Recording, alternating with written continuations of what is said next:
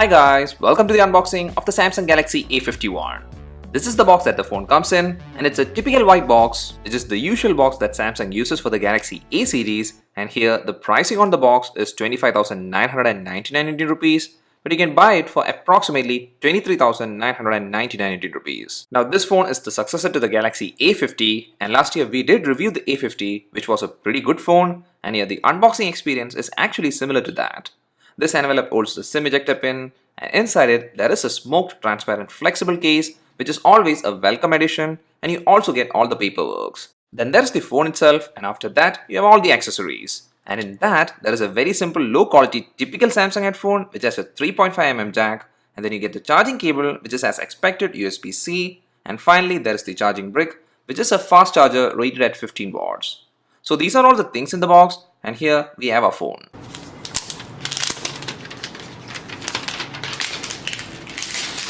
This time also we went with this white color which looks really sleek.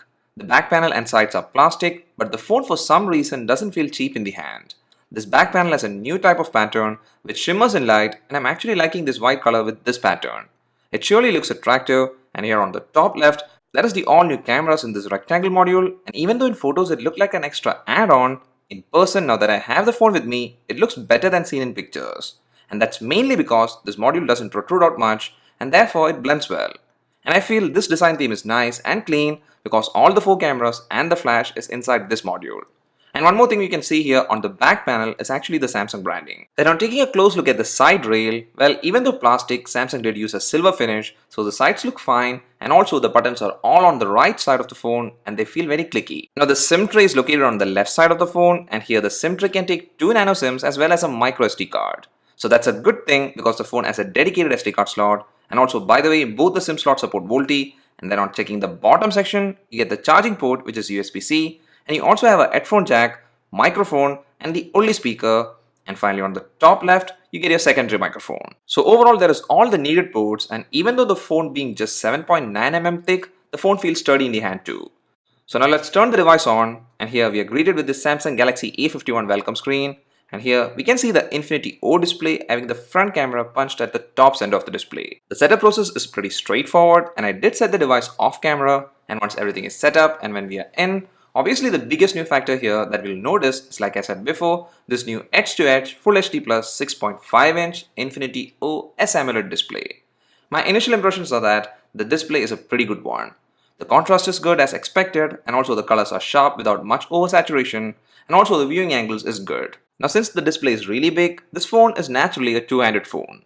It's so fascinating how things are changing fast because last year the standard base storage was 64GB, and this time it's now 128GB, and I do like this base storage and also the base RAM which is now 6GB with this phone. The UI we have here is One UI 2.0, and that means the Android version is Android 10. Now this is what companies should do when they launch a device. Give us at least the closest of the newest OS. And here, good job Samsung for doing this. Now for the processor used here, it's the Exynos 9611, which is a 10nm octa-core processor. This processor is the same that was used in the M30s, and yes, for the price, it seems to be not the right choice, but we have to test it to find out how things work for day-to-day tasks. And if in case you're interested in benchmark scores, well, I did install Geekbench 5, and here's the single core and multi-core scores. Now during my initial testing, while doing some basic things like browsing through the home screen, or scrolling an Instagram feed, or sending a text message, etc., things are pretty smooth. And for playing games, I did test PUBG and it works well without much issues. There isn't any visible lag as of now, but this is a brand new phone which is set up just now, so let's leave the final thought about the performance for our detailed review which is coming soon. And if you don't want to miss the detailed review of the A51 and also all the other interesting videos, please don't forget to hit the subscribe button and also the bell icon.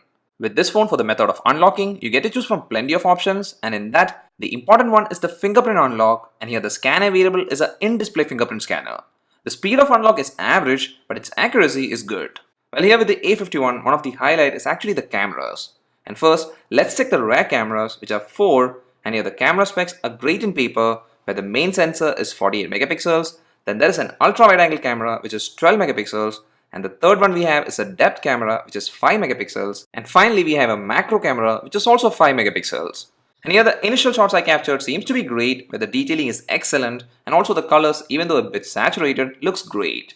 I'm a fan of having an ultra-wide angle camera, and here the shots captured with it is detailed with less distortion in good lighting, and also in indoor artificial lighting, the ultra-wide angle camera is not bad. And also the macro shots looks good, even though portrait shots like all other phones is still not very perfect. And here my initial thought about this camera is positive.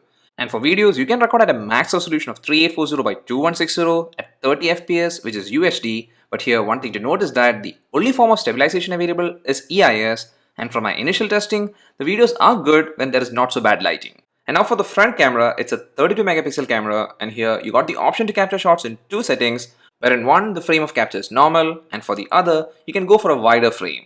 I feel this is a great add-on, and here selfies are also pretty good.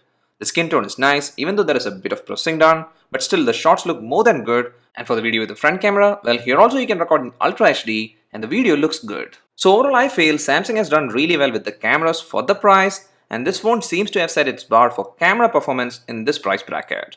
Now again, I'll be testing in different lighting situations to get a better idea, but as of now, my initial impressions about these cameras is great. And before ending the video, I would like to touch some specs like the battery capacity of this phone is 4000 mAh, which is a large battery, but I'm not sure how well the battery backup is because I didn't get a chance to test it. And then for the Bluetooth version used, it's Bluetooth 5.0, which is good. And also Samsung did not cut cost with the sensors used, and in fact you get most of the sensors, and there is NFC available, and even Samsung Pay full version is supported, which means you can use the A51 in the usual point of sale machines where you can swipe your card. I feel this is a great start for the 2020 A series lineup in terms of camera and also the overall user experience. But the big question is whether Samsung's choice of processor for this phone is the right one. And as of now, the phone, even though it's priced a bit higher than the last year's A50, keeping the processor spec aside, there are a lot of improvements, and for the performance, it's not bad, the cameras are great, and even the display is a good one with a speaker which is loud and clear even in a moderately noisy environment.